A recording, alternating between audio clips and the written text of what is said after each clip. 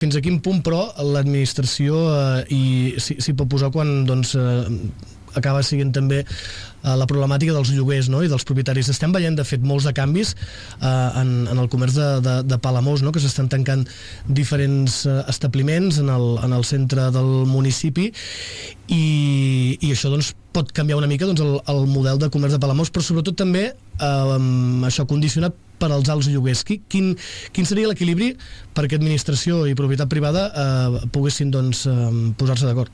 En aquest cas tenim una eina que és l'IBI, que és una de les qüestions que podríem fins i tot arribar a bonificar perquè la gent es pogués instaurar aquí i per tant que anés directament compensat en el propietari amb l'objectiu de que compensés part del lloguer. Tenim també possibilitats de campanyes de publicitat del nostre municipi, de Palamós i Sant Joan.